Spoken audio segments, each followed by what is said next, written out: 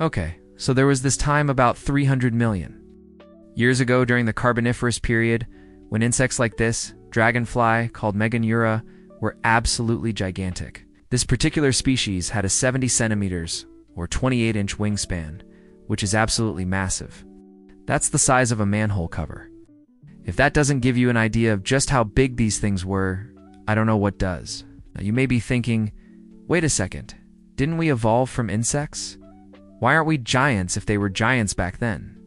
And the answer is because we are actually pretty big for an insect. We just aren't big compared to other animals. But why did these giants go extinct? I mean, they were thriving for millions of years. They were well adapted to their environment, and nothing seemed to be able to stop them from getting even bigger until they just kind of didn't anymore. Well, it turns out there are actually several reasons why insects never got as big as they once were, starting with one of our absolute favorite excuses: too much oxygen. Back then, there was around 35% oxygen in the atmosphere, which is more than double the amount we have now. It's no secret that insects breathe through their skin, or more specifically, through a series of tiny tubes that run throughout their bodies called trachea.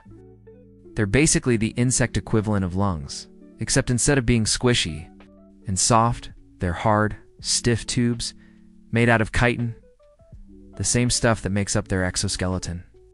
These tubes are open to the outside world through holes along the sides of their bodies. It's called spiracles, which are surrounded by muscles that can open and close them depending on whether or not the insect wants to take in oxygen, release carbon dioxide, or keep itself from drying out. Once inside, oxygen moves from the trachea into the hemolymph, which is the insect equivalent of blood. Then oxygen diffuses from the hemolymph into the cells. Now, this isn't exactly the most efficient way to transport oxygen, especially if you're big. You see, the bigger you get, the more oxygen you need to survive, because bigger means more cells, and more cells means more oxygen is required. But the issue with insects is that their trachea don't grow any larger as they get bigger. So if oxygen is entering through the same sized holes, the only way to increase how much oxygen an insect can take in is to increase the surface area over which diffusion occurs, and that's where their skin comes in. The skin of an insect is essentially a flat surface. So if you want more surface area, you either have to get really wrinkly or really long. And both of those strategies do come with their benefits. For example, a lot of modern-day beetles have super long trachea that allow them to grow pretty big. Like take this guy, Titanus giganteus, the largest beetle in the world. Its trachea are over 10 centimeters long, almost as tall as me. But that length comes with drawbacks too. Like it takes a lot of energy to pump water through such a long tube, which brings us back to the oxygen problem. You see, it isn't just the size of your trachea that matters, it's also the spacing between them. The smaller the gap between each tube, the easier it is to move oxygen through. But having more trachea closer together means you need more surface area for gas exchange. So all of these different limitations sort of balance each other out.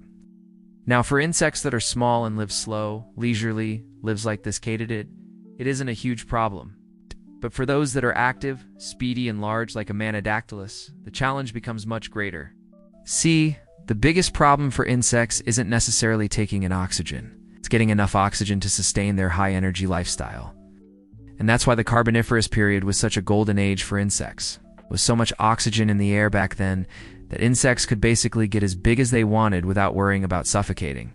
It was like the perfect summer camp for insects. Lots of food, lots of space, and no predators. But all good things must come to an end. As the oxygen levels began to drop, big insects couldn't get enough air, and small insects were simply better suited for the times. They could curl up in little nooks and crannies, conserve their energy, and wait out the ice age. Small, fast bugs were also less likely to get eaten by vertebrates, which is another reason why they became so successful. See, back in the day, big insects ruled the land. But as the giant bugs died out, larger vertebrates grew in number and diversity.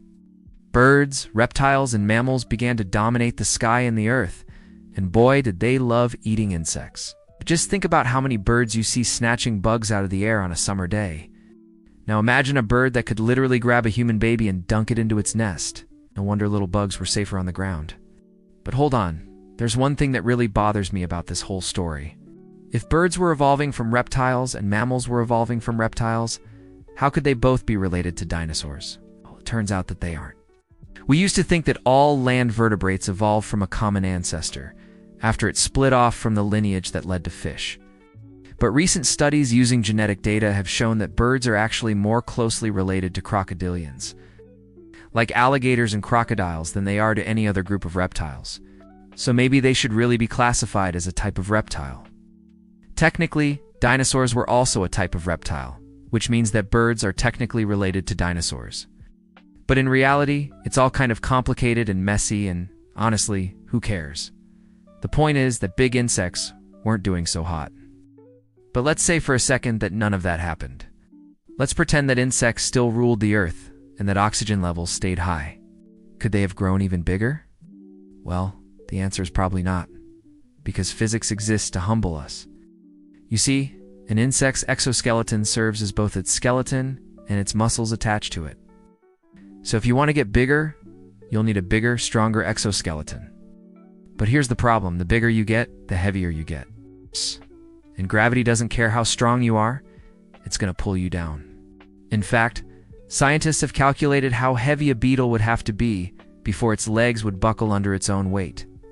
And it turns out that the largest beetle we know of would need to be 5 times its current size before this would happen. So clearly, beetles are pretty safe. But our hypothetical giant mantidea would have been screwed.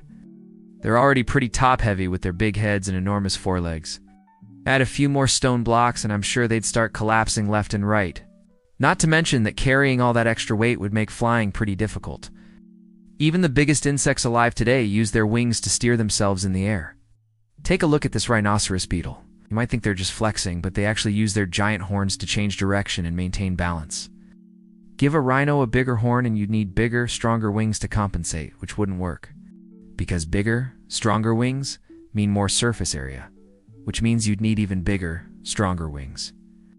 You see how quickly this is going off the rails?